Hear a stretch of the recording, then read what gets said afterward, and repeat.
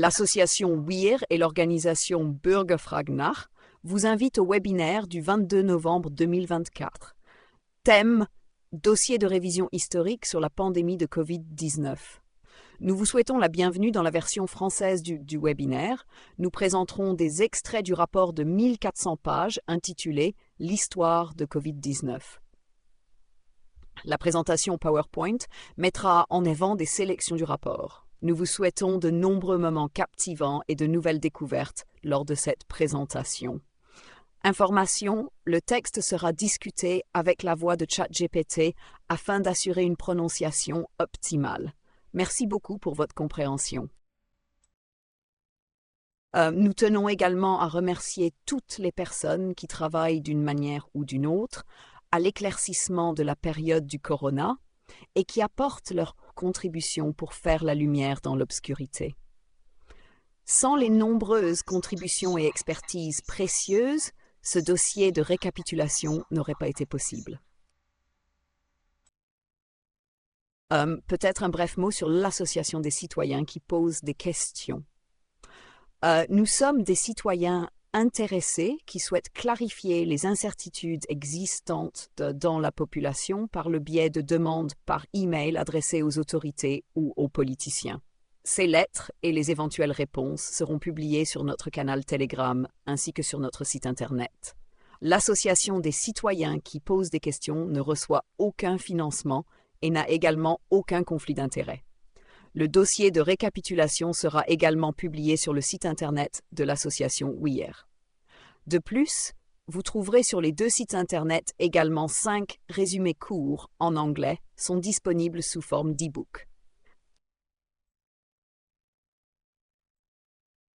Avec la création du site Internet vbf.ch, nous avons également pu rassembler des documents et des déclarations sur des sujets individuels, ce qui a abouti, depuis fin 2022, à plusieurs centaines de pages d'informations. Toutes les informations dans les thèmes factuels, ainsi que dans ce dossier de récapitulation sur l'histoire de Corona, contiennent des références afin que toutes les déclarations soient vérifiables.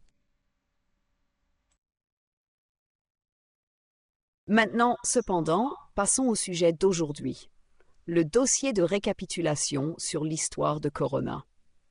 En préparant ce webinaire, nous avons réalisé qu'il est probablement plus facile d'écrire 1400 pages que de présenter les conclusions en 1 heure.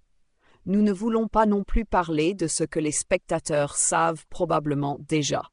Par conséquent, nous nous concentrerons sur les découvertes portantes faites en Suisse et sur la manière dont elles peuvent être contextualisées au niveau international. Et maintenant, commençons.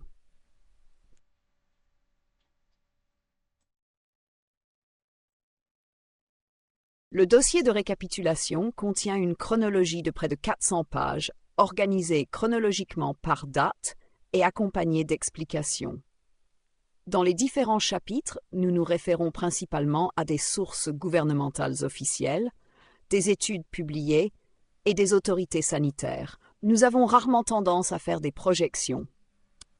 Celles-ci servent toutefois plutôt à donner une idée de l'ampleur des impacts possibles de nos précédentes déclarations. Pour des calculs précis, nous nous référons à des statisticiens et des analystes de données. Nous avons utilisé ChatGPT pour les traductions et les explications de termes.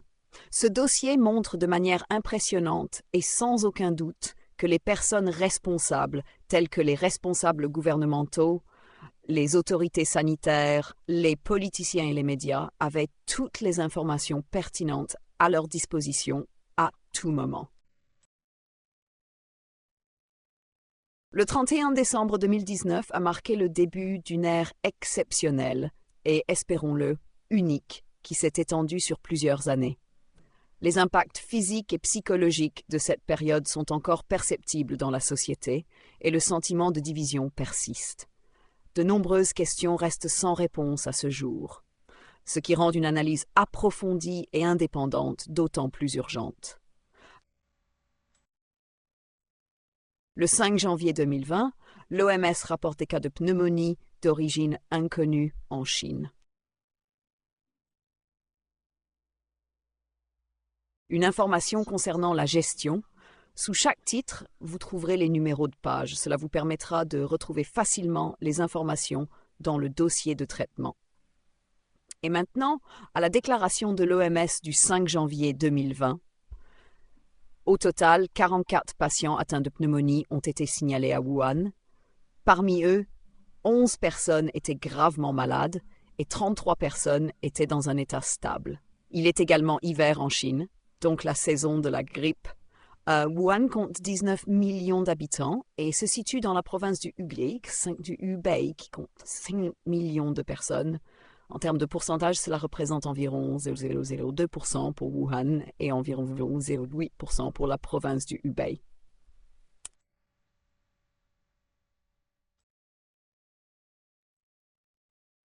Dans la première partie, nous montrerons les statistiques qui ont conduit à la déclaration de la situation extraordinaire et comment le pénultième protocole de l'Office fédéral de la santé publique, OFSP, daté du 6 avril 2022, probablement s'expliquait.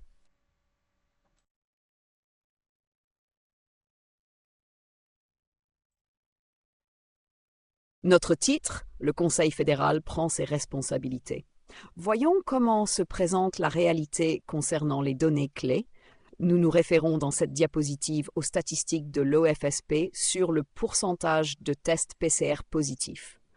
Lors de la classification de la situation exceptionnelle le 28 février 2020, le pourcentage de tests PCR positifs était de 3,3%. Le 16 mars 2020, au moment de la déclaration du niveau de danger le plus élevé et de l'introduction du confinement, le pourcentage de tests PCR positifs était de 9,9%. Lors de l'introduction de l'obligation de porter un masque le 6 juillet 2020, il était de 1,5%. Lors de la levée de la plupart des mesures le 16 février 2022, le pourcentage était de 36,3%, plus 35,2%, tests PCR et tests rapides antigéniques. Et le 1er avril 2022, lors de la levée de toutes les mesures de protection, il atteignait un presque incroyable 37,2%, plus 30,2%. Lorsque les statistiques ont été arrêtées le 19 novembre 2023, nous avions 34,54%, sans communiqué de presse sur des hôpitaux débordés ou de nombreuses maladies. Comment est-il possible que le Conseil fédéral ne semble pas se demander s'il a fait quelque chose de travers ici? Dans le protocole de l'OFSP du 6 avril 2022, nous trouvons la déclaration intéressante suivante. Retour à la normalité. La responsabilité est transférée au canton, même si la pandémie revient avec toute sa force. D'accord, cela soulève la question de la manière dont cela doit être compris à la lumière de ces valeurs. Il continue. Les experts en infectiologie ne s'attendent plus à une immunité collective en raison des variants et donc d'une efficacité vaccinale limitée. Le thème de la réinfection est très présent. Et Omicron, les hôpitaux suisses luttent avec de nombreuses absences liées au Covid. D'accord. Maintenant, on peut se demander ce que le titre a à voir avec ce contenu. Et oui, nous sommes également un peu perplexes. Une réponse réussie à la pandémie devrait effectivement sembler quelque peu différente.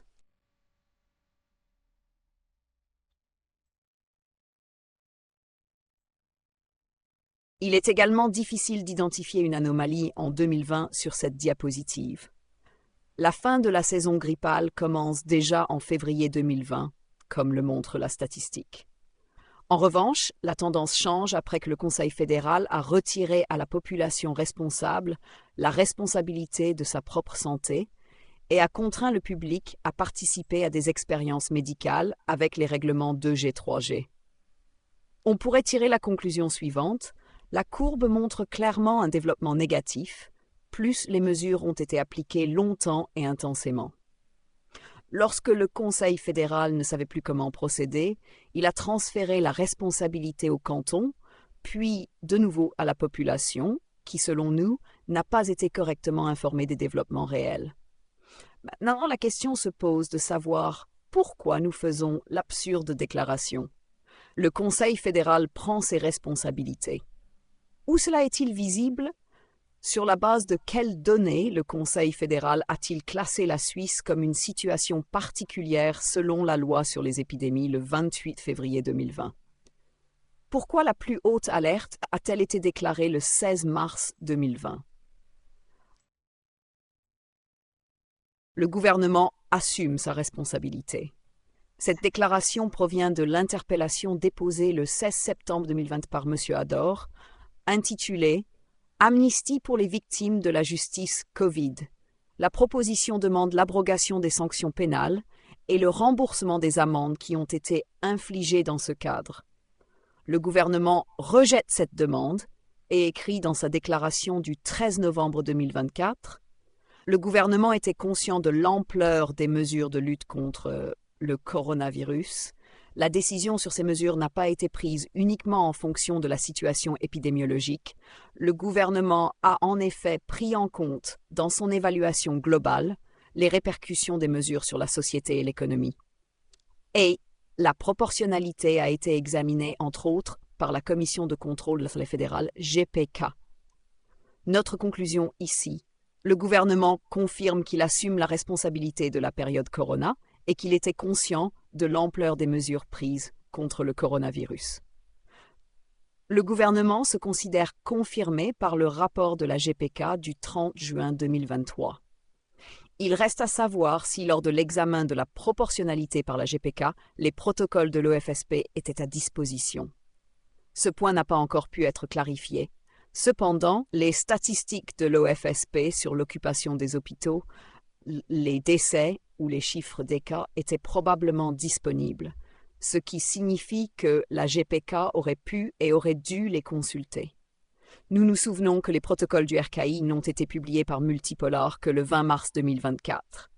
Les protocoles désensibilisés du RKI n'ont été mis à disposition qu'à partir du 23 juillet 2024. Nous notons que la GPK n'a pas pu avoir accès aux protocoles du RKI au 30 juin 2023. Cependant, ces derniers devaient être connus du gouvernement le 13 novembre 2024. Il est intéressant de noter que le magazine Multipolar a confirmé le 13 novembre 2024, Robert Koch Institute, la fuite contient des protocoles intacts et complets et a une force probante dans les procédures judiciaires.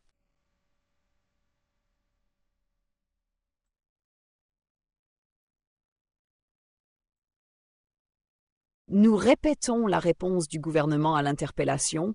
La décision concernant ces mesures n'a pas été prise uniquement en fonction de la situation épidémiologique. Cette déclaration mérite d'être remise en question. Nous ne voyons pas de problème épidémiologique en février-mars 2020 qui justifierait des mesures. Les statistiques de l'OFSP concernant les hospitalisations confirmées en laboratoire pour la semaine du 13 au 19 avril 2020 pour toute la Suisse indiquent 226 cas signalés de personnes testées positives.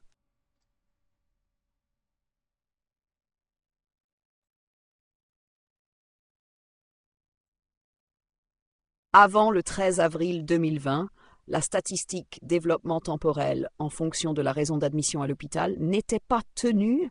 On peut donc affirmer que le gouvernement, lors de la classification de la situation exceptionnelle du 28 février 2020, ainsi que lors de la déclaration du niveau de danger maximal et de l'introduction du confinement le 16 mars 2020, a agi en aveugle et en était conscient. Si l'on examine le véritable nombre de cas de COVID-19, il ne s'agit pas de 226 personnes, mais seulement de 20, soit 8,85%, qui ont été réellement admises à l'hôpital en raison du COVID-19.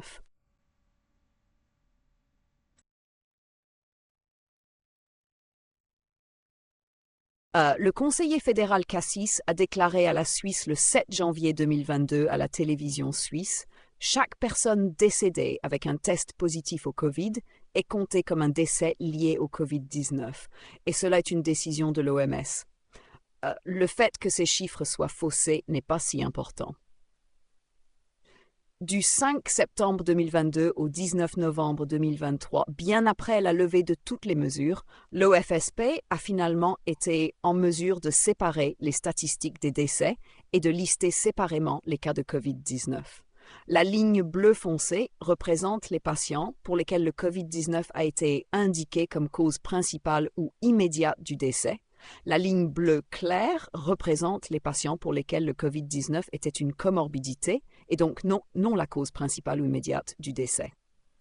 La ligne grise représente les patients pour lesquels la cause n'a pas été précisée ou il est inconnu si le COVID-19 a été déterminant pour le décès. L'exemple du 12 septembre 2022 montre, sans séparation, plus de 8 décès liés au COVID auraient été signalés. Cependant, si l'on enregistre la cause principale du décès, il n'y a aucun autre décès lié au COVID.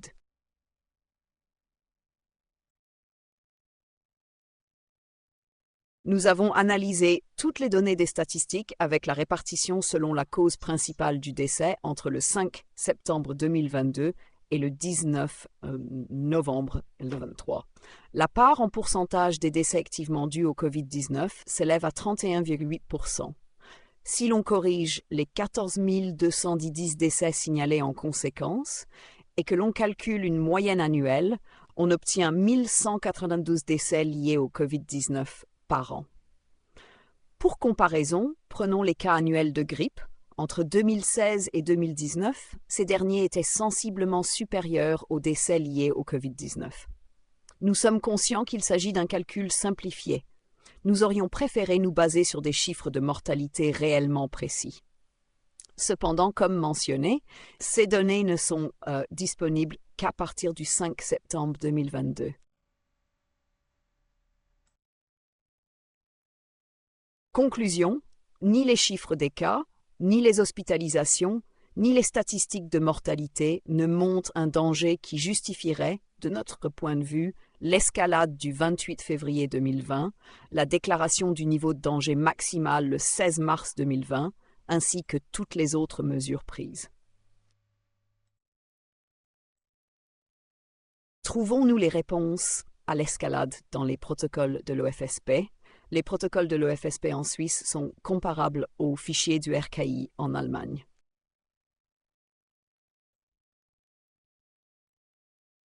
Dans le chapitre Best of décisions politiques des dossiers d'analyse, les protocoles du RKI sont d'abord mentionnés, suivis d'une sélection de protocoles de l'OFSP. Le 10 février 2020, il était déjà clair pour l'OFSP qu'une campagne commencerait à partir du 12 mars. Le 10 février 2020, aucune personne n'avait encore été testée positive en Suisse.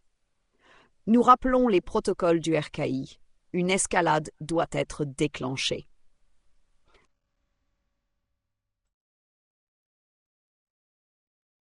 Le 17 février 2020, le groupe de travail juridique écrit « Recommandation pour une situation particulière ». Mandat pour la préparation de la demande au Conseil fédéral confiée au groupe de travail juridique. Le 17 février 2020, aucune personne n'avait encore été testée positive en Suisse.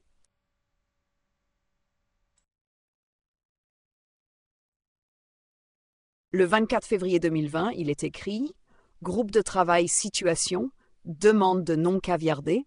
Le Conseil fédéral d'aujourd'hui déclarait une situation particulière pour la Suisse en raison de la situation mondiale et en Italie. Le nouveau coronavirus représente une menace particulière pour la santé publique. STP, qui cela pourrait-il être? Une situation particulière ne peut pas être déclarée pour l'instant. Cela a été discuté intensément durant le week-end avec le chef du département. Le chef du département serait probablement M. Berset, supposons-nous. Le GSEDI déclare une situation particulière ne peut être déclarée qu'avec des mesures concrètes. Et le groupe de travail juridique indique la déclaration d'une situation particulière sans mesure n'est pas recommandée. Nous remettons en question si les mesures n'ont été prises que parce qu'en leur absence, conformément à la loi sur les épidémies, il n'aurait pas été possible de classer la situation comme particulière et de déclarer le niveau de danger maximal.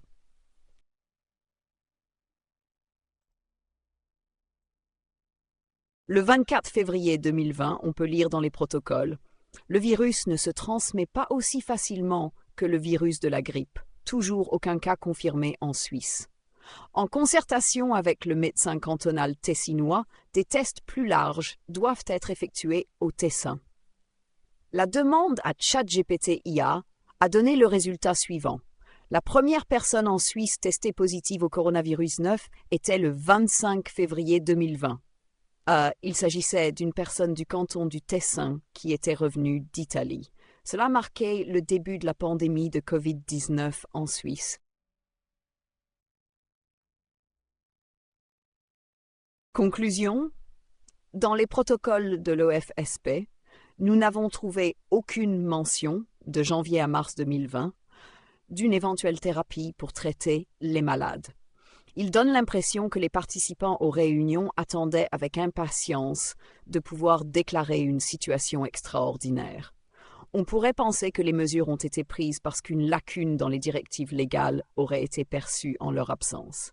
L'affirmation constante selon laquelle les confinements, la distanciation sociale et l'obligation du port du masque auraient eu des effets positifs est non seulement contredite par de nombreuses études, mais aussi par les statistiques présentées précédemment.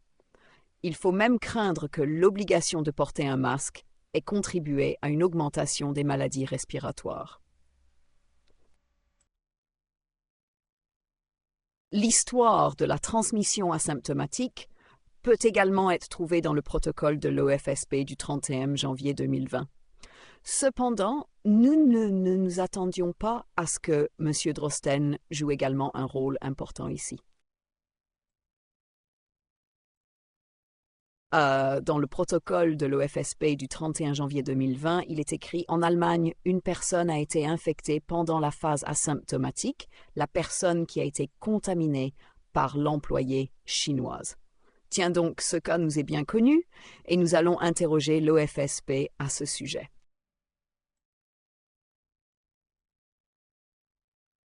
Demande du 17 avril 2024 à l'OFSP. Question 1. Est-ce que le cas décrit par l'OFSP, protocole du 31 janvier 2020, concerne le cas Webasto, contamination par une femme d'affaires chinoise? Question 2. Cette personne était-elle réellement asymptomatique, en bonne santé et sans symptômes de maladie? Avez-vous posé une question concernant l'état de santé réel, asymptomatique ou symptomatique, de cette femme, l'employée chinoise de Webasto, au RKI et à l'Office de la santé et de la sécurité alimentaire de Bavière?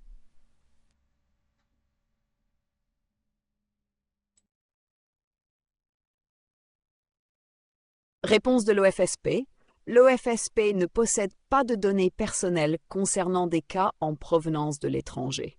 Malheureusement, nous ne pouvons pas vous fournir d'autres informations à ce sujet que celles déjà mentionnées dans le protocole que vous avez cité. Notre conclusion. L'OFSP n'a pas de source pour l'affirmation du 31 janvier 2020 et fait donc simplement une déclaration sans fondement dans le protocole. Nous souhaitons clarifier les questions ouvertes suivantes. D'où provient l'affirmation source, selon laquelle il y a eu une transmission asymptomatique? 2. S'agissait-il réellement d'une transmission asymptomatique, comme indiqué dans le protocole? 3. Cette personne asymptomatique était-elle la femme d'affaires chinoise de Webasto? 4. Pourquoi ce cas n'a-t-il pas été suivi de manière sérieuse et avec le soin nécessaire que l'on attend dans une situation aussi grave et menaçant la vie des gens?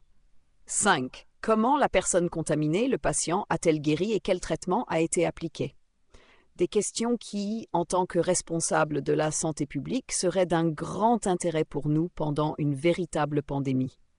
D'où vient cette indifférence de la part de l'OFSP?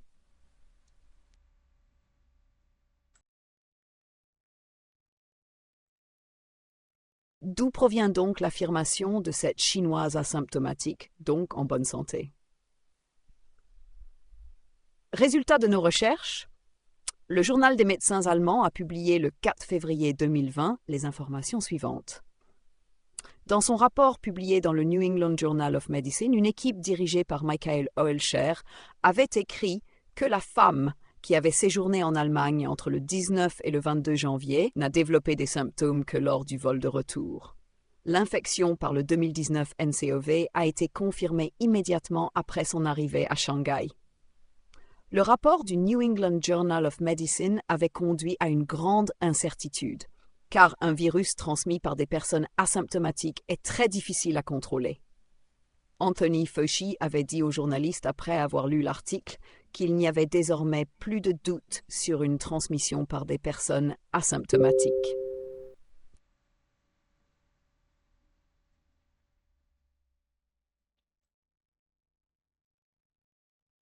D'où provient donc l'affirmation de cette Chinoise asymptomatique?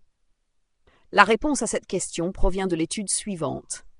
Le 30 janvier 2020, une étude intitulée Transmission d'une infection par 2019 NCOV par un contact asymptomatique en Allemagne a été publiée. Les auteurs de l'étude, parmi eux Christian Drosten et Michael Hoelscher.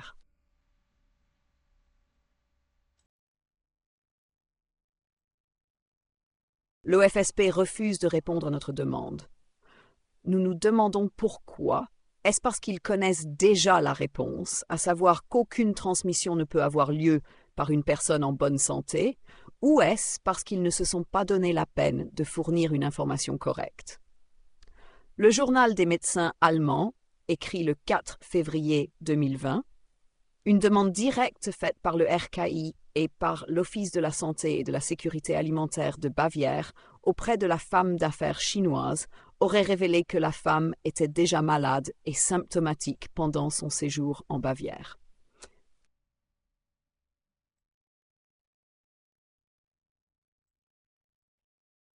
Christian Drosten double la prudence et publie le 15 mai 2020 avec des collaborateurs du RKI l'étude en ligne suivante. Étude d'une épidémie de Covid-19 en Allemagne à la suite d'un seul cas primaire associé à un voyage, une série de cas. Ce qui est intéressant, sur le site du RKI, le cas Webasto a été supprimé, bien que 8 employés du RKI aient fait partie de l'étude. Outre Christian Drosten, Victor M. Corman a également participé à cette étude.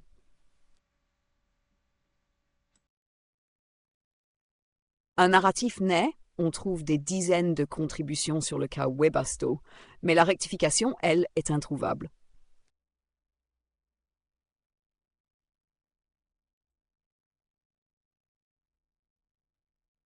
LRKI mentionne dans son protocole du 5 juin 2020 l'étude de Wuhan avec près de 10 millions de participants.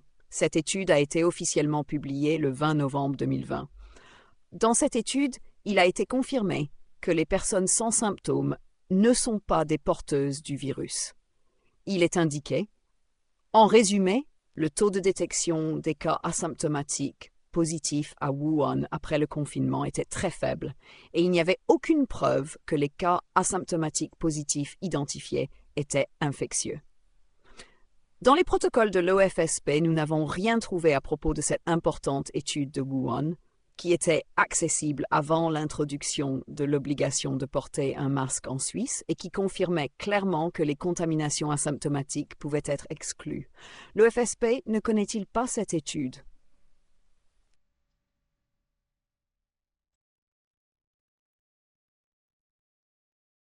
Obligation de porter un masque. L'utilité a toujours été mise en question, mais les éventuels dommages à la santé ont été prouvés par de nombreuses études.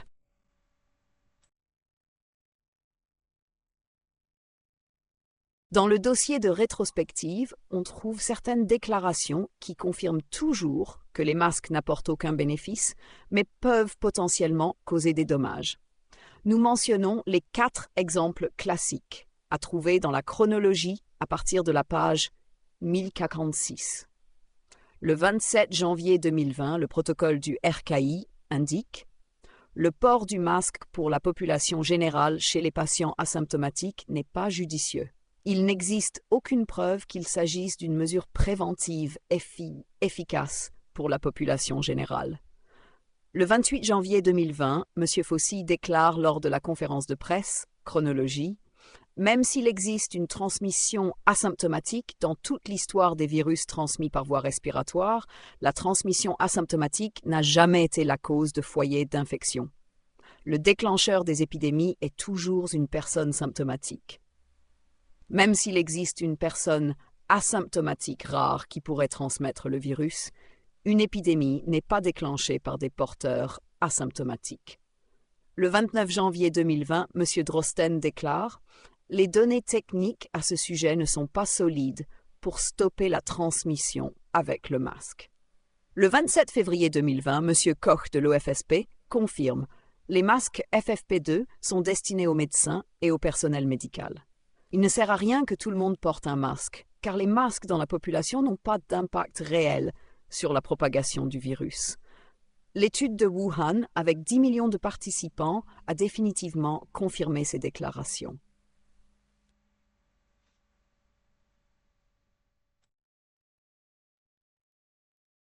Obligation de porter un masque pour les enfants. Les enfants ont été endommagés physiquement, psychologiquement et pédagogiquement, et leurs droits ont été violés sans qu'il y ait de bénéfices pour les enfants eux-mêmes ou pour les autres.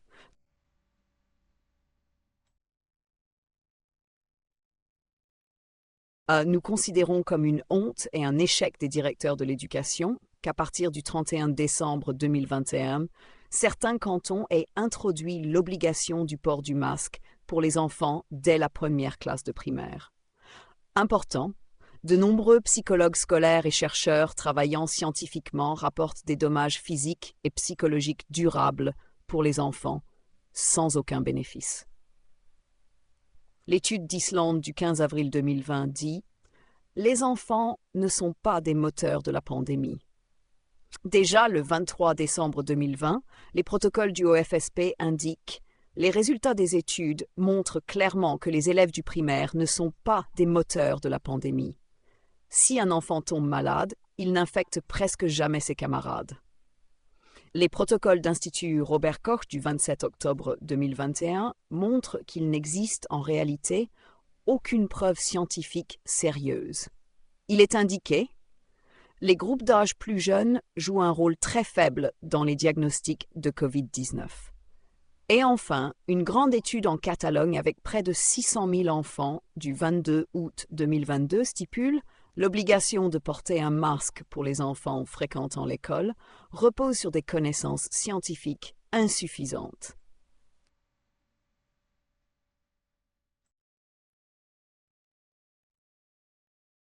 Ce que le OFSP a confirmé le 23 décembre 2020 et l'Institut Robert Koch au 27 octobre 2021 a finalement été écrit par M. Lauterbach le 2 novembre 2022.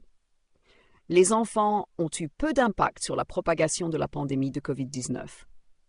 Le 21 mai 2020, il avait déclaré que les enfants étaient des vecteurs et avait cité M. Drosten, qui avait étudié la charge virale chez les enfants dans ses laboratoires. Le lien vers le tweet de M. Drosten n'est d'ailleurs plus accessible.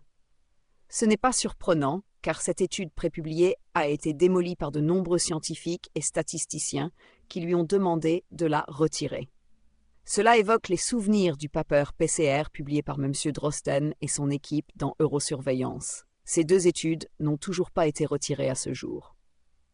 Et n'oublions pas l'étude avec la chinoise à la diapositive 31. L'ensemble de l'analyse de l'étude sur les enfants ainsi que les diverses corrections ultérieures de M. Drosten sont disponibles sur notre site internet dans la deuxième partie de la série de rétrospectives à partir de la page 40.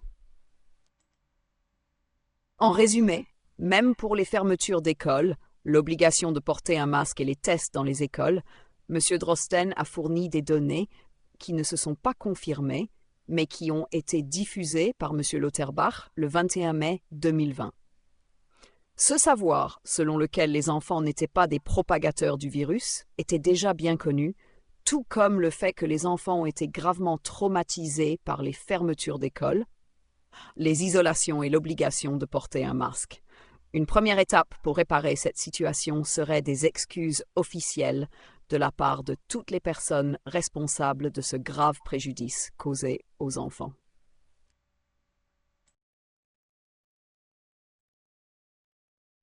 Le ministre-président Kretschmann conclut le 21 janvier 2023 que les fermetures d'écoles étaient une erreur et affirme que les politiciens ont dû naviguer dans le brouillard. Comment peut-on naviguer dans le brouillard lorsque des études étaient déjà disponibles et que de nombreux scientifiques avaient demandé de laisser les enfants tranquilles?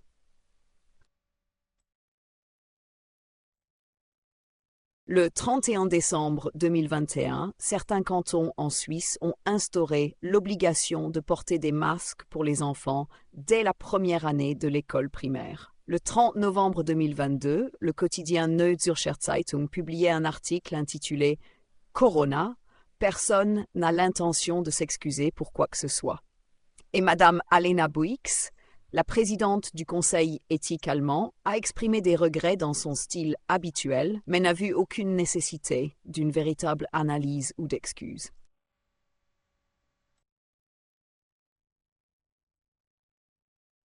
Nous abordons maintenant un chapitre triste qui nous laisse toujours sans voix.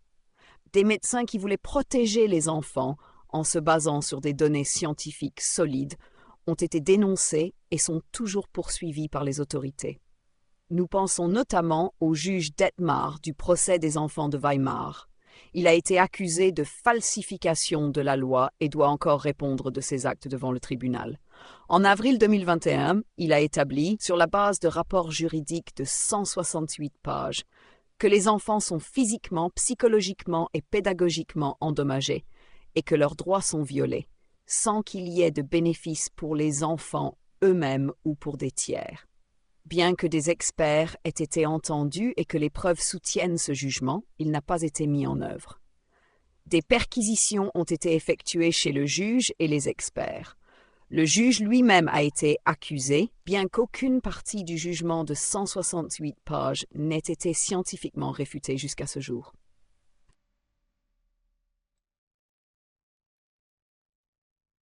Isolement, obligation de porter un masque et midazolam, voilà ce qu'il en était pour nos aînés.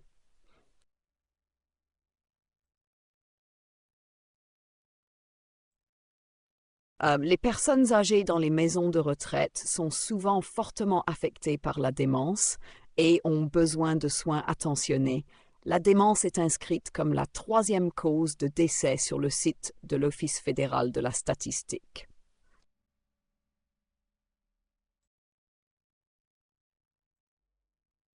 L'édition 1 2019 du Le Journal des médecins allemands publie des lignes directrices qui comprennent assurer une alimentation et une hydratation adéquates, structurer les activités quotidiennes, offrir une attention personnelle et une surveillance continue par des accompagnateurs de patients, inclure les proches, rooming in, et créer un environnement familier et non menaçant.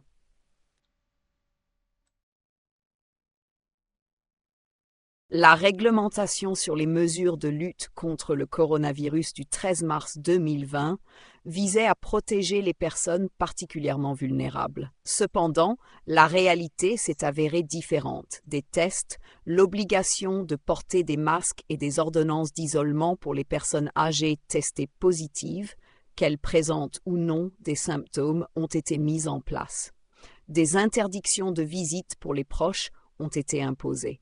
L'utilisation de médicaments tels que le midazolam, le rivotril et la morphine a été intégrée dans les protocoles de traitement.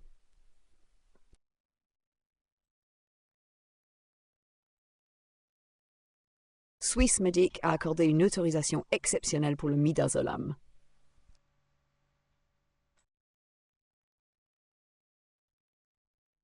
Les directives de soins palliatifs pour les personnes âgées en Allemagne, en France et en Suisse ont été publiées à partir de mars-avril 2020. En ce qui concerne la recommandation de l'administration de vitamine D, ainsi que des exemples pour renforcer le système immunitaire, nous n'avons jusqu'à présent rien trouvé dans les protocoles du OFSP.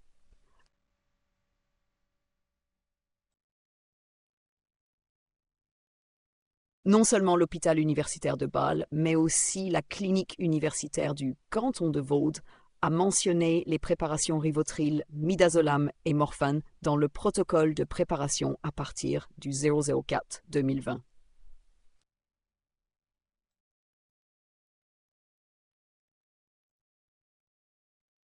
Nous avons interrogé ChatGPT à propos de ce, disons, protocole de traitement. Question à ChatGPT IA.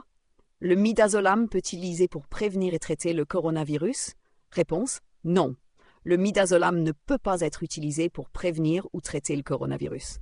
C'est un sédatif qui n'agit pas contre les virus. Question supplémentaire à ChatGPT IA.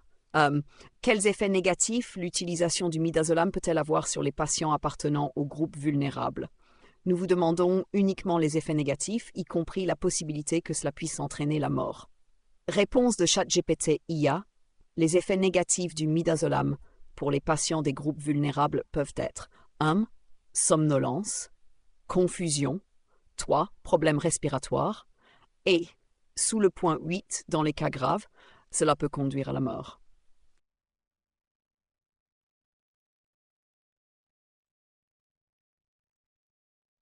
Nouvelle question à ChatGPT IA concernant le point 8. Les médecins devraient-ils savoir que le midazolam pourrait, dans certaines situations, conduire à la mort? Réponse de ChatGPT IA. Oui, les médecins devraient être conscients des risques et des effets secondaires potentiels du midazolam, y compris la possibilité qu'il puisse, dans certaines situations, notamment en cas de surdose ou chez des patients présentant certaines conditions préexistantes, entraîner des complications graves, voire la mort.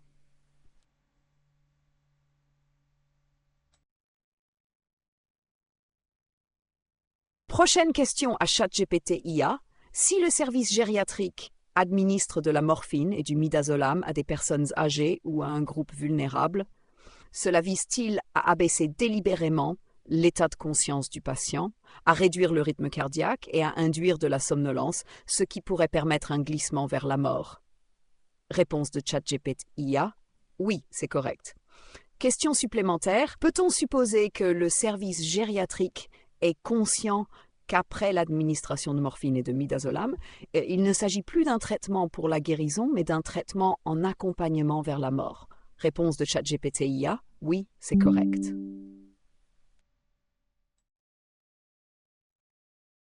L'administration de midazolam chez les personnes âgées a été abordée par le statisticien Real Data Hero et expliquée dans une vidéo. Exactement durant les mois de mars et avril, les décès ont explosé en Belgique et en Espagne. Simple coïncidence?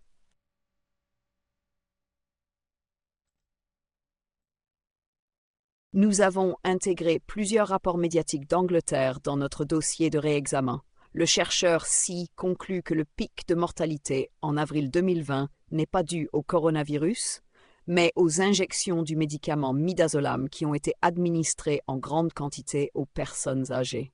Le Dr John Campbell confirme qu'il existe une très forte corrélation.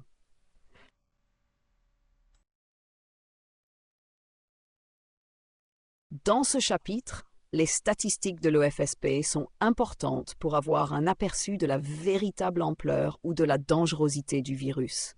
Cette statistique se réfère aux hospitalisations confirmées en laboratoire en Suisse, qui ne prennent pas uniquement en compte le test PCR positif, mais aussi la raison principale de l'admission à l'hôpital.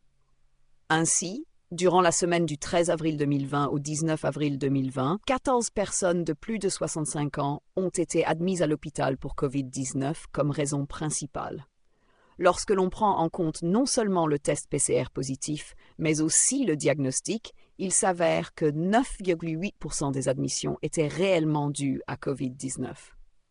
Nous clôturons ici un chapitre très triste et rendons hommage à toutes les victimes à qui l'on a refusé toute forme d'humanité. Les personnes âgées ont dû rester seules dans leur chambre.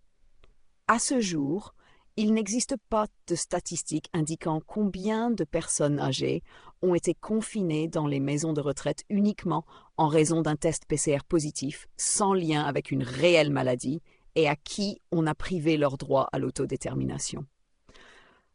Cette isolation a été particulièrement tragique pour les personnes atteintes de démence, comme nous l'avons déjà évoqué dans ce chapitre. Le sujet est traité en détail dans notre dossier de réexamen, partie 3, statistiques des décès, sur notre site web vbn.ch. Selon nos calculs, on peut estimer environ 1900 personnes âgées atteintes de démence dans les maisons de retraite sont décédées à cause de l'isolement et non du virus. Cependant, en raison du test PCR positif, ces victimes des mesures sont répertoriées dans les statistiques des décès liés au Covid-19. Une analyse sérieuse permettrait de déterminer si le nombre de 1900 victimes des mesures peut être confirmé ou non. Le 3 mars 2021, Monsieur le conseiller fédéral Berset a été informé du danger de l'isolement pour les personnes âgées en raison d'une victime décédée. Les autres membres du gouvernement et le chancelier fédéral ont reçu une lettre similaire fin mars 2021.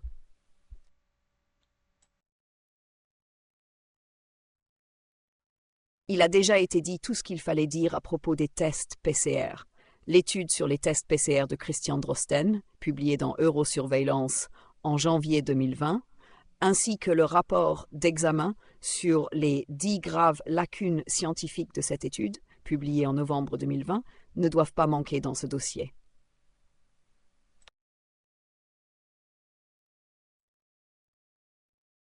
Une petite sélection des tests PCR 18.0 en 2021, le tribunal de district de Meiningen confirme le test PCR est une atteinte corporelle intolérable. 20.01 2021, déclaration de l'OMS, avec la diminution de la prévalence des maladies, le risque de résultats faussement positifs augmente. 18.06 2021, faculté de médecine de l'UDE et Université de Münster, 191 000 tests PCR analysés prouvent les résultats seuls sont inappropriés comme base pour des mesures pandémiques. Selon leur étude, les résultats positifs ne prouvent pas de manière suffisante que les personnes infectées par le SARS-CoV-2 peuvent transmettre le virus à d'autres. 05-01 2022, Madame Dr Berthe Banner, avocate spécialisée en droit médical, publie un rapport juridique complet sur les tests PCR.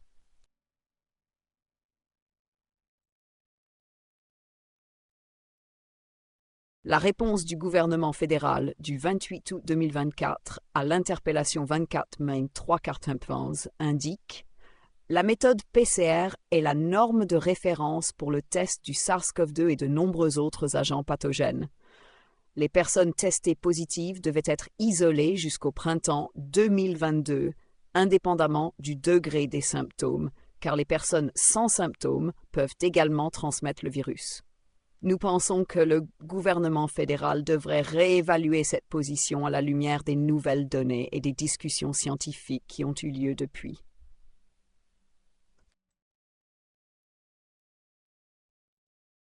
Vaccin, nous situons et donnons un aperçu concis.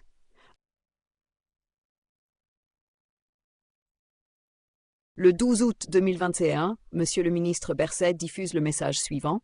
Le vaccin contre le coronavirus protège contre l'infection, la propagation du virus et contre les formes graves de la maladie. Il est volontaire.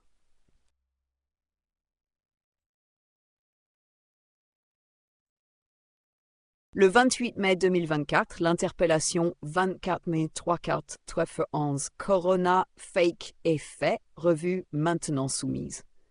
Pour explication, une interpellation est une demande formelle adressée par des membres du Parlement au gouvernement en Suisse afin d'obtenir des informations ou de signaler certains sujets.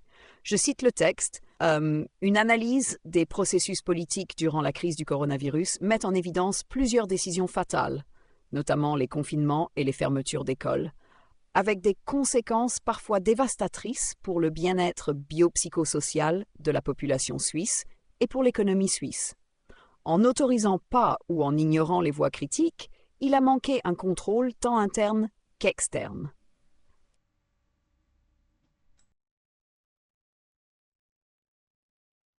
Réponse du gouvernement fédéral du 28 août 2024 à cette interpellation numéro 24.341. À partir de la fin décembre 2021, les variantes Omicron du SARS-CoV-2 ont dominé en Suisse. Pour cette variante du virus, la protection contre l'infection et la transmission par la vaccination a diminué plus rapidement par rapport aux variantes précédentes. Les vaccins contre le Covid-19 ont été approuvés parce que leur sécurité, leur efficacité et leur qualité ont été démontrées. Tous les lots vaccinaux administrés en Suisse ont été correctement vérifiés et approuvés et ont donc respecté toutes les spécifications. Par conséquent, il n'y a aucune preuve justifiée que des lots sur le marché ou qui l'ont été n'auraient pas été fabriqués conformément au processus de fabrication demandé pour l'autorisation et approuvé par Swissmedic.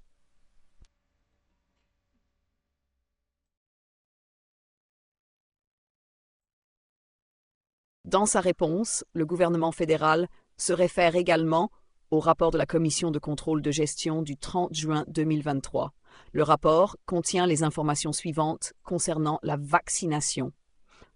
Communication des autorités fédérales sur la protection indirecte du vaccin COVID-19. Fin 2022, des doutes ont été exprimés publiquement sur le fait que le vaccin COVID-19 puisse réduire la transmissibilité chez les personnes vaccinées, protection indirecte. Tant le DFI que Swissmedic ont souligné dans leur réponse que le premier objectif de la vaccination COVID-19 était à tout moment la protection individuelle ou directe contre les formes graves de la maladie. Nous rappelons ici simplement la règle 2G. Et puis, cela était l'aspect qui, conformément à la pratique habituelle dans ce domaine, faisait l'objet des évaluations cliniques de l'efficacité et de la sécurité qui ont conduit à la première autorisation des vaccins par Swissmedic fin 2020, début 2021. Il est noté que dans les recommandations de vaccination de l'OFSP et de la Commission fédérale des vaccinations, ainsi que dans la communication publique, l'argument de la protection directe contre les formes graves de la maladie était mis en avant, que l'argument de la protection indirecte était utilisé avec retenue et que la communication reflétait de manière équilibrée les connaissances de l'époque. Lorsque les vaccins ont été approuvés en décembre 2020, l'OFSP a clairement indiqué qu'aucune information n'était disponible concernant la protection contre la transmission du virus par le vaccin. Cette déclaration provient du DFI, Département fédéral de l'Intérieur, de Swissmedic, l'autorité suisse de surveillance des médicaments, de l'OFSP, Office fédéral de la santé publique, et de l'ECIF, Commission fédérale des vaccinations. La règle 2G stipulait qu'en hiver 2021-2022, les personnes non vaccinées contre le Covid n'avaient pas accès à la restauration, aux événements et aux installations de loisirs.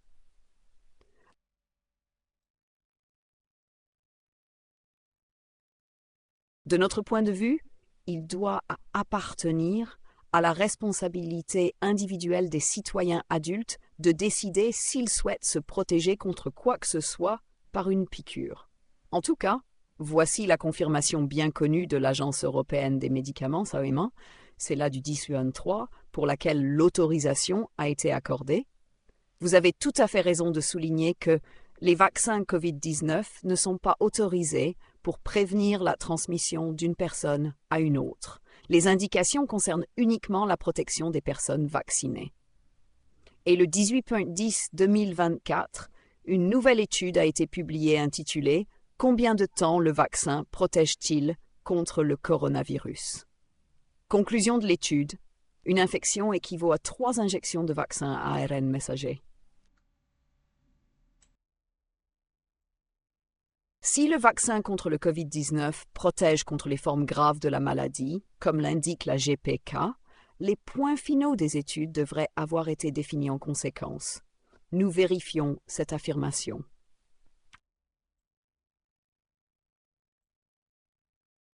Dans le rapport d'évaluation publique Swisspar du 30 avril 2021 pour Pfizer Comirnaty, à la page 22, il est indiqué « L'étude examine l'efficacité du vaccin, premier cas grave de COVID-19. Il y a 35 000 participants. Et dans le groupe Comirnaty, une personne est mentionnée, tandis que dans le groupe placebo, 3 personnes ont des cas graves.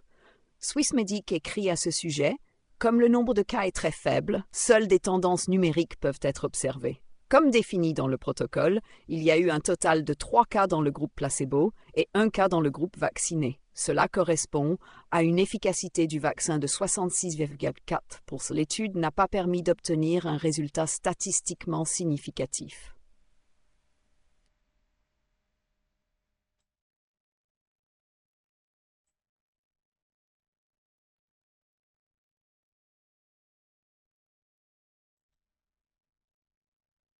Dans le rapport d'approbation de l'Agence européenne des médicaments du 19 février 2021, Comirnaty, ce résultat d'étude peut également être trouvé à la page 89-90.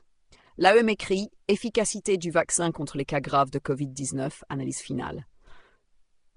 Parmi les participants, l'efficacité estimée contre les cas graves de Covid-19 était de 66,4%, avec 1 et 3 cas dans les groupes Comirnaty et placebo, respectivement. La probabilité postérieure que l'efficacité réelle du vaccin soit supérieure à 30% est de 64,29%.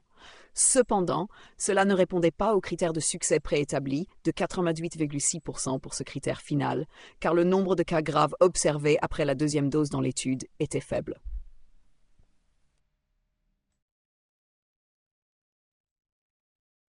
Signification de la probabilité postérieure. Si la probabilité postérieure dans cet exemple est de 74%, cela signifie qu'il y a une probabilité de 64% que l'efficacité réelle du vaccin soit supérieure à 30% après analyse des données. Il est étonnant que ni l'AEM ni Swissmedic ne mentionnent l'intervalle de crédibilité de 1924,8 à 96,3.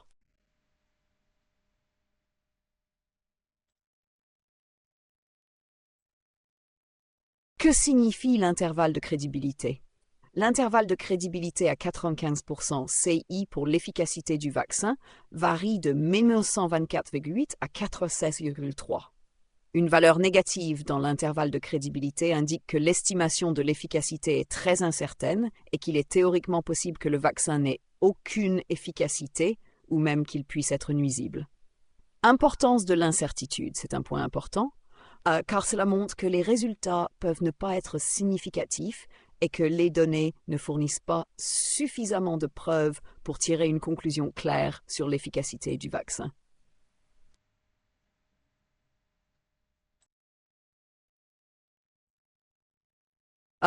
Conclusion de ChatGPT, les résultats montrent une efficacité modérée, mais avec un large intervalle de crédibilité, ce qui indique une grande incertitude dans les données. C'est un résultat important qui doit être pris en compte dans la discussion sur l'efficacité du vaccin et l'interprétation des données de l'étude. Notre conclusion, ni Swissmedic ni l'Agence européenne des médicaments n'ont fourni une transparence totale sur ces évaluations, qui montrent que les objectifs de l'étude n'ont pas été atteints et que, de plus, l'intervalle de crédibilité pourrait indiquer un effet nocif des vaccins. Incertitude, selon l'AEM, le critère de succès précédemment défini n'a pas été atteint. Swissmedic parle d'une efficacité du vaccin de 66,4%, bien que l'étude n'ait pas permis d'obtenir un résultat statistiquement significatif. Nous sommes irrités et attendons des réponses.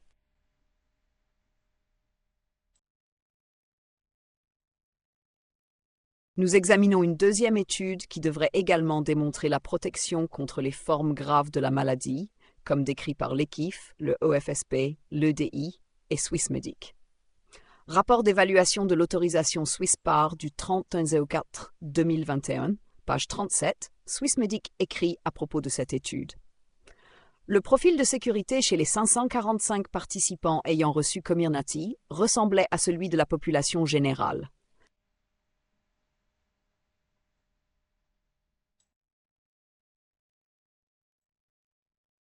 Nous aimerions obtenir une explication de Swissmedic concernant cette déclaration. En effet, une étude avec 555 participants dans le groupe Comirnaty et 580 personnes dans le groupe placebo est mentionnée dans le rapport d'évaluation de l'AEM à la page 105 et elle est également expliquée dans notre dossier d'analyse. Le profil de sécurité dans le groupe Comirnaty était préoccupant. S'agit-il de la même étude? Si oui, nous nous demandons pourquoi ces résultats ne sont pas mentionnés dans le rapport SwissPAR. Si non, nous nous demandons pourquoi cette étude n'est pas incluse dans le rapport SwissPAR. Examinons les résultats dans le rapport d'évaluation de l'AEM.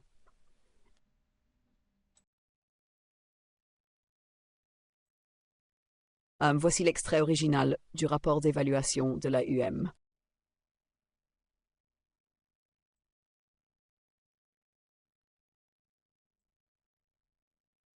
L'étude s'est terminée le 14 novembre 2020 et montre que Comirnaty a enregistré un décès et une personne en état de danger de mort, tandis qu'aucune personne dans le groupe placebo n'a été mentionnée. De plus, pour tous les autres événements, le groupe placebo obtient parfois de bien meilleurs résultats. Est-ce que Swissmedic a voulu nous dissimuler ces données?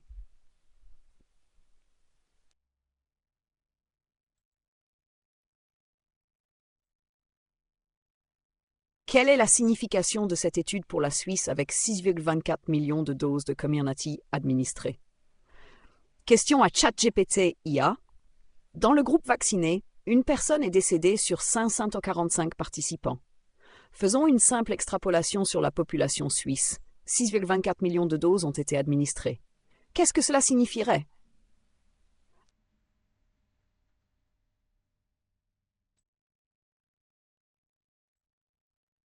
Réponse de ChatGPT IA. Pour extrapoler les effets du seul décès dans le groupe vacciné de 545 participants sur la population suisse, nous pouvons effectuer les étapes suivantes. 1. Calcul du taux de mortalité dans le groupe vacciné. 2. Extrapolation à la population suisse. 3. Extrapolation des décès. Et la conclusion de l'extrapolation est la suivante. Si nous extrapolons le taux de mortalité de l'étude clinique à la population vaccinée en Suisse, cela signifierait qu'on pourrait s'attendre à environ 5709 décès parmi les 3,12 millions de personnes vaccinées sur la base des données de l'étude.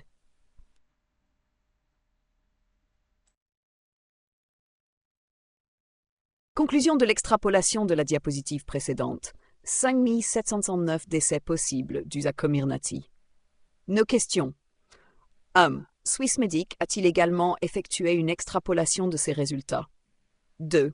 Devons-nous supposer que la remarque dans le rapport SwissPar ressemblait à celle de la population générale concerne la population suisse? 3. L'extrapolation de 5709 décès pourrait-elle être liée à la surmortalité dont on parle fréquemment?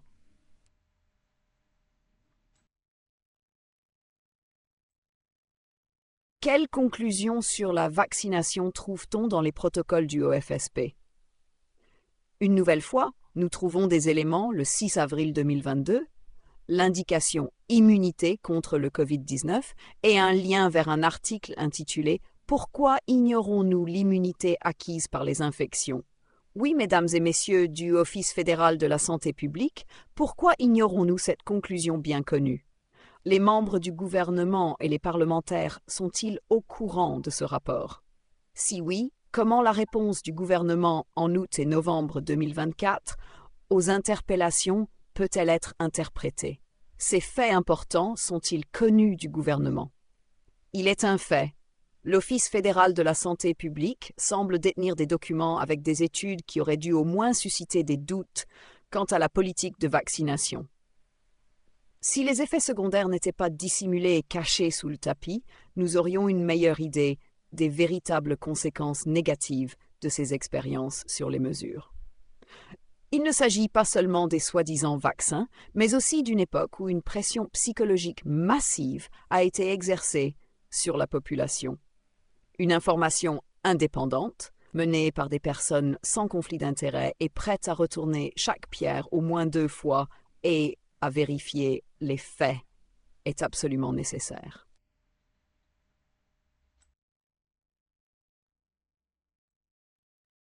L'affirmation de la Commission de contrôle des finances concernant la protection contre les formes graves des injections Covid a été remise en question dans les dernières diapositives sur la base des études des fabricants.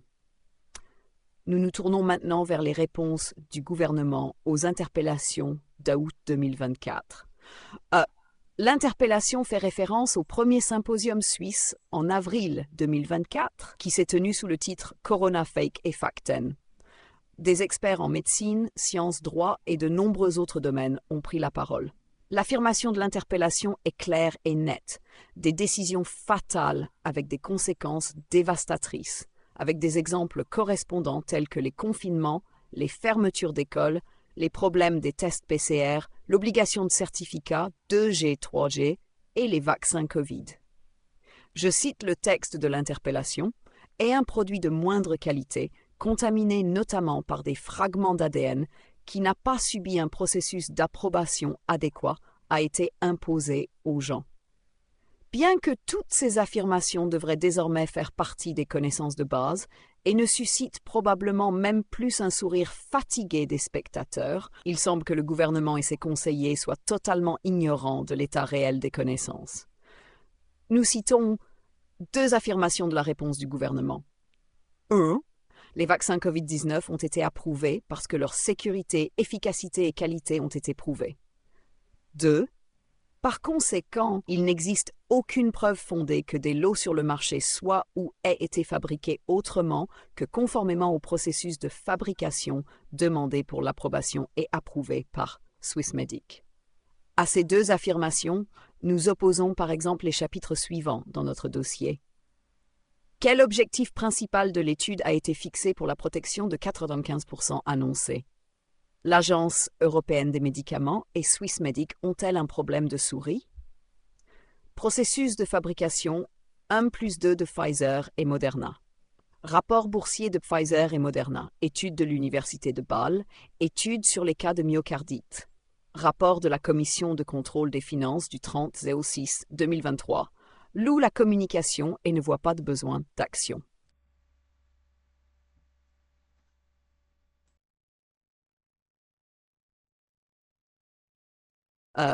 Peter Doshi, participant à la présentation en ligne de l'administration des aliments et des médicaments sur les vaccins du 22 octobre 2020, écrivait déjà le 22 septembre 2020 sur la base des données des études de Pfizer, protocole d'études. Les protocoles des études cliniques de Moderna, Pfizer et AstraZeneca prévoient que l'efficacité d'un vaccin peut être établie même en cas bénin de COVID-19, tandis que les formes plus graves ne doivent pas nécessairement être démontrées. Preuve d'efficacité. Il n'y a aucune preuve solide que les vaccins réduisent le nombre de décès, qui surviennent principalement chez les personnes âgées. Ratio bénéfice-risque. Si les vaccins n'apportent finalement aucun bénéfice au-delà de la réduction du risque de maladie légère de COVID-19, ils pourraient finir par causer plus de désagréments qu'ils n'en préviennent. Notre conclusion, Peter Doshi avait déjà signalé le 22 septembre 2020 que l'objectif principal de l'étude portait sur des formes bénignes et non sur des formes graves, comme mentionné par les autorités officielles. Il y a un autre détail intéressant. Le 9 novembre 2020, Pfizer a publié un communiqué de presse dans lequel il indique « Pfizer et BioNTech annoncent le succès de leur candidat vaccin contre le COVID-19 lors de la première analyse intermédiaire de l'étude de phase 3. » Puisque même pour l'objectif d'étude concernant les formes bénignes, trop peu de cas sont survenus, l'analyse intermédiaire avec 32 cas a été abandonnée. Notre conclusion à ce sujet, nous nous trouvons dans une phase pandémique grave et, avec l'étude pharmaceutique portant sur 43 538 participants, il est impossible de détecter des cas bénins. Cette déclaration de Pfizer elle-même souligne la véracité des statistiques montrées précédemment. Il ne se passait rien, du moins jusqu'à ce que le gouvernement prenne les rênes et assume le contrôle. Mais revenons maintenant aux diapositives protection contre les formes graves de la maladie par C1, où nous avons pu montrer que Swissmedic, dans le rapport d'approbation, a fixé l'efficacité du vaccin contre les formes graves de la maladie à 66,4%, bien que Swissmedic lui-même indique aucun résultat statistiquement significatif n'ait été obtenu. L'AEM, pour la même étude, a mentionné que l'objectif d'étude n'avait pas été atteint en raison du faible nombre de cas graves. Encore ici, trop peu de cas graves même dans le groupe placebo. C'est intéressant, nous trouvons. Dans les diapositives Protection contre les formes graves de la maladie partie 2, nous avons constaté que Swissmedic avait tout simplement ignoré les résultats de l'étude avec les 545 participants. Sur la base des chiffres du rapport d'approbation de l'AEM, nous avons calculé qu'il est possible de prévoir 5 709 décès dus à Comirnaty.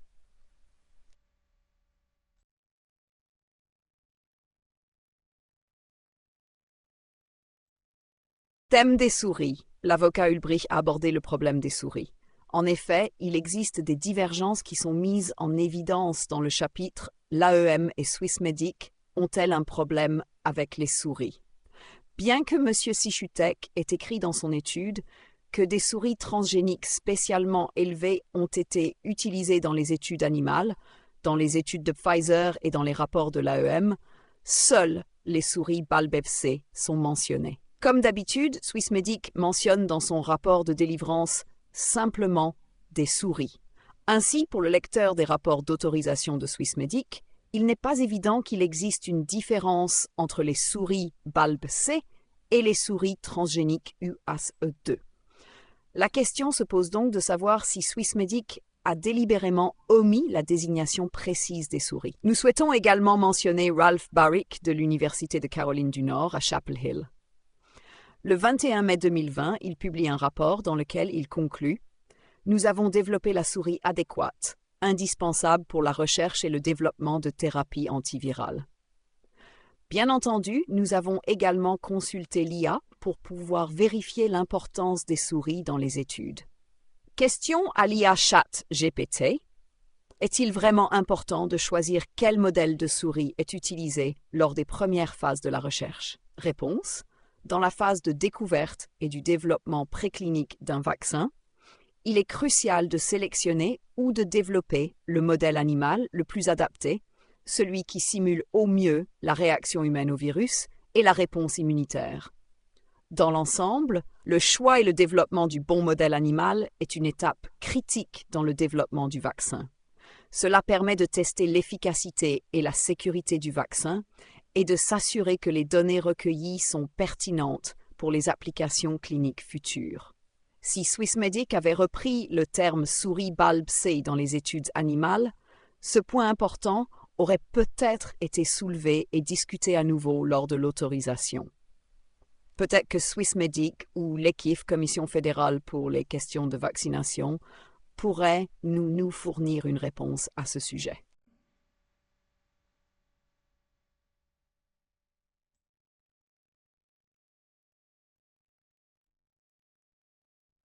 Processus de fabrication 1+2 chez Pfizer et Moderna. Dans ces chapitres, les études de sécurité manquantes et les conséquences négatives possibles sont mises en lumière. Encore une fois, nous avons constaté que Swissmedic, dans son rapport d'approbation, a adopté une attitude très indulgente envers Pfizer, notamment en ce qui concerne la toxicité et les résultats des nanoparticules lipidiques dans divers organes. Les effets secondaires possibles ont été mentionnés de manière plutôt informelle, bien qu'ils aient été présentés sur 3 diapositives lors de la présentation de la FDA du 22 octobre 2020. Cependant, comme le processus de fabrication a été modifié, les données des études et du rapport SwissPar semblent concerner le processus de fabrication 1. Nous nous demandons donc si un processus d'approbation a été mené pour les vaccins du processus 2. Swissmedic a confirmé le 22 novembre 2023, sur demande, nous avons uniquement approuvé la variante Pure PCR comme principe actif, le processus 1, comme l'appelle l'Association des citoyens demandant des informations. À la page 8 du rapport d'autorisation de Swissmedic, nous trouvons l'affirmation suivante. Le principe actif et ses impuretés, étaient donc connus, ont été suffisamment caractérisés avec des méthodes analytiques modernes. L'affirmation du gouvernement continue de nous troubler. Si Swissmedic a approuvé le processus 1, mais que le processus 2 est administré en Suisse, un coup d'œil dans le protocole des lots serait certainement intéressant. En effet, qu'un vaccin contienne 68% d'ARM intact, processus 1, ARM intact, processus 2, a un impact sur son efficacité et sa sécurité. Notre conclusion, sans transparence, la confiance diminue.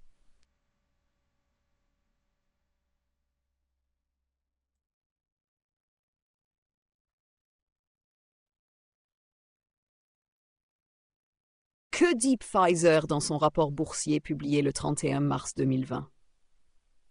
Il est important de noter que l'étude sur les animaux pour Comirnaty a eu lieu du 14 janvier au 23 janvier 2020, soit 2 mois avant la publication du rapport boursier.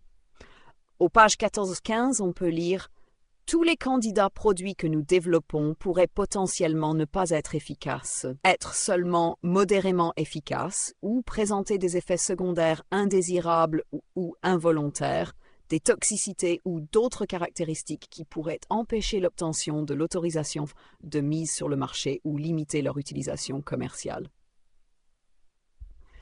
Petite parenthèse, les contrats d'achat de vaccins entre Pfizer et les États membres de l'UE ainsi que la Commission européenne sont inclus dans le dossier d'analyse. Ces derniers confirment de manière intéressante l'énoncé ci-dessus. Comme tous les auditeurs ici le savent probablement, les contrats contiennent la clause suivante. Les États membres garantissent qu'ils ont obtenu ou obtiendront toutes les autorisations et approbations nécessaires. On pourrait spéculer que les rapports d'approbation ont été rédigés simplement pour la forme, l'autorisation ayant de toute façon été une décision politique, indépendamment des résultats des études. À la page 15 du rapport boursier, on peut également lire « À ce jour, il n'a jamais existé d'étude de phase 3 pour un produit à base d'ARNM ou un produit à base d'ARNM commercialisé. » Et les efforts de découverte pour identifier des thérapies immunitaires potentielles pourraient échouer. Les résultats des études non cliniques ou précliniques pourraient montrer que les candidats produits sont moins efficaces que prévu ou présentent des effets secondaires nuisibles ou problématiques. Les résultats des études cliniques pourraient montrer que les candidats produits sont moins efficaces que prévu, y compris en n'atteignant pas un ou plusieurs objectifs ou en ayant des effets secondaires ou des toxicités inacceptables. Ce dossier d'analyse montre que le rapport boursier de Pfizer avait raison dans son évaluation concernant la non-atteinte des objectifs et les effets secondaires ou toxicités inacceptables.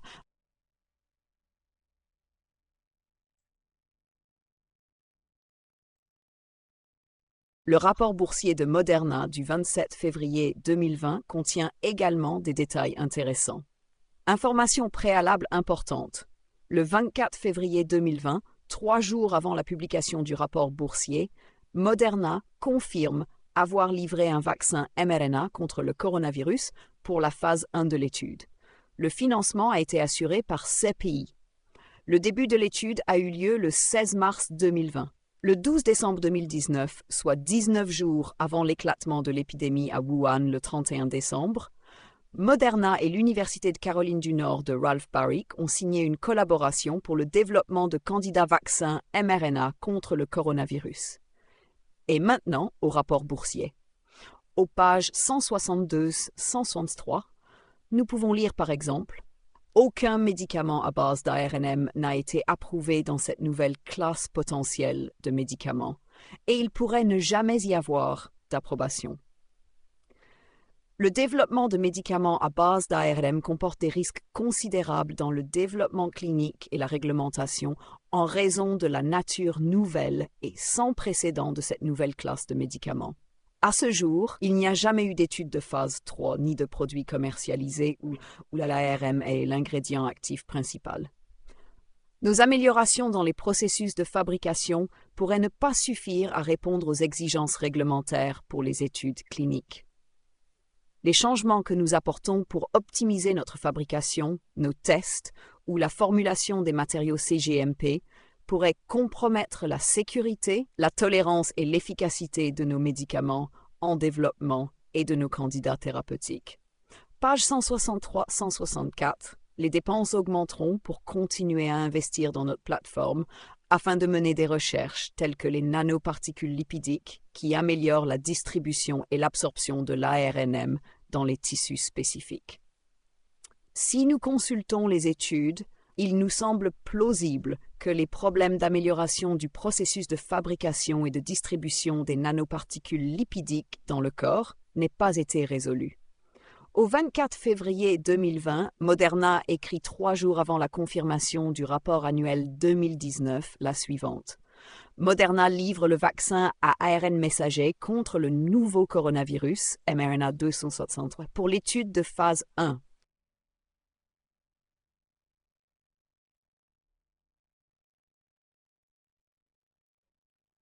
Lors de la réunion de la FDA du 22 octobre 2020, le risque de myocardite avait déjà été mentionné. L'étude de l'Université de Bâle, qui a activement examiné les cas de myocardite après le rappel, a été publiée le 20 juillet 2023. Résultat de l'étude de M. Berger, du Commission fédérale des questions de vaccination, et qui est de M. Bategay, équipe de direction de la National Task Force Science, sont les suivantes. 767 personnes ont participé à l'étude sur le rappel de la vaccination. Critères d'exclusion de l'étude. Événements cardiaques ou interventions cardiaques dans les 30 jours précédant la vaccination. En résultat, 40 personnes ont montré des niveaux élevés de troponine cardiaque, proportion de 5,15%. Sur ces 40 personnes, 18 ont été exclues. Les raisons invoquées étaient les suivantes. Les valeurs n'ont pas été mesurées le jour 4 pour 2 personnes, dont une avec une valeur de 39 le jour 3. Pour 16 personnes, il a été mentionné « En raison de l'âge, une lésion myocardique est possible. Les personnes étaient âgées de 54 ans. » Bien qu'uniquement 22 personnes aient été acceptées dans l'étude, la proportion de myocardite reste élevée à 2,43%. Si l'on compte les 40 personnes, ce qui, selon nous, aurait été plus juste, la proportion de myocardite serait de 5,15%. Interprétation des valeurs de troponine, IA. Des valeurs de 9 à 14 peuvent indiquer une myocardite légère. Des valeurs supérieures à 14 suggèrent plutôt un dommage significatif du muscle cardiaque.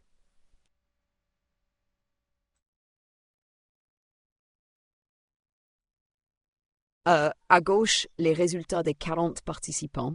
À droite, la liste des participants exclus.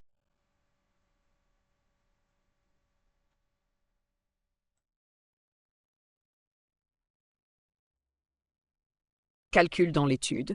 Le jour 3, la concentration des 22 personnes présentant des dommages myocardiques associés au vaccin Moderna était de 13,5 nanogrammes per millilitre. Incertitude sur l'analyse des résultats du jour 3. L'étude omet de mentionner que des valeurs allant jusqu'à 30-35 ont été enregistrées. La méthode de comptage médian ne permet pas de constater que 11 valeurs, soit la moitié des cas, étaient supérieures à 14. La moyenne réelle de toutes les valeurs est de 15,9, soit bien au-dessus de 14. Les valeurs supérieures à 14 indiquent plutôt des dommages significatifs au muscle cardiaque. Question à M. Berger et M. Bategay, EIF plus Swiss National Task Force. Pourquoi avez-vous utilisé la méthode de comptage médian? Incertitude sur l'analyse des résultats du jour 4. L'étude ne mentionne pas qu'une valeur n'a pas été enregistrée le jour 4. Il n'est pas mentionné que les valeurs de 2 personnes ont augmenté. L'étude ne mentionne pas que des valeurs allant jusqu'à 30 ont été enregistrées. La méthode de comptage médian ne permet pas de constater que cette valeur était encore supérieure ou égale à 14. La moyenne réelle de toutes les valeurs est de 9,9, soit bien au-dessus de la valeur de 6, plus 64,33%. Question à M. Berger et M. Bategay. Pourquoi avez-vous utilisé la méthode de comptage médian et n'avez-vous pas détaillé les chiffres pour les lecteurs de l'étude?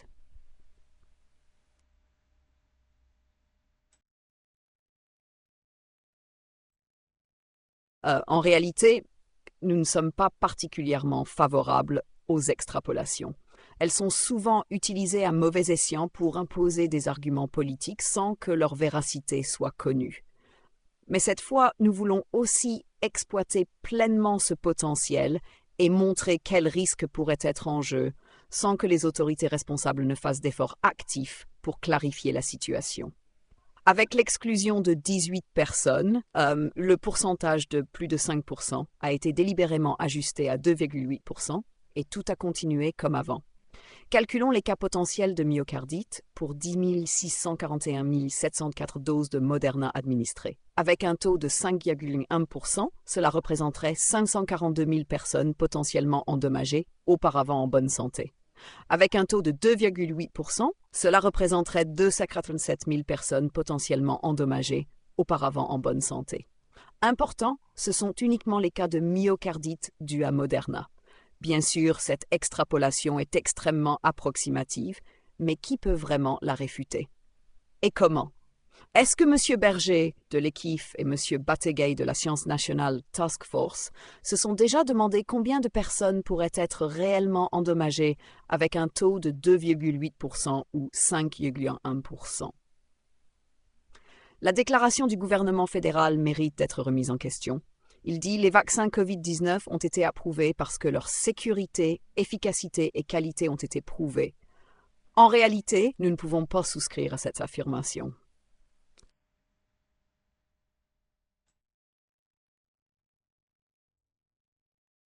Avec cette diapositive, je termine la présentation de nos dossiers.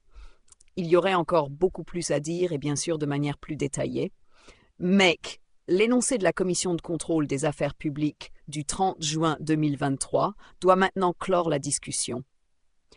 Elle écrit « La Commission de contrôle des affaires publiques ne perçoit dans la communication des autorités rien qui constituerait, du point de vue de la surveillance parlementaire, une lacune. » L'énoncé de M. le ministre Berset du 12 août 2021 était le suivant. Le vaccin contre le Covid protège contre l'infection, la propagation du virus et contre une forme grave de la maladie. Il est volontaire. Le gouvernement met désormais l'accent sur le fait que notre système de santé ne soit pas surchargé et que tous aient un accès aussi large que possible. Le protocole du OFSP du 6 avril 2022 de la diapositive 9 nous revient alors en tête. Retour à la normalité, responsabilité transférée au canton, même si la pandémie revient avec toute sa force.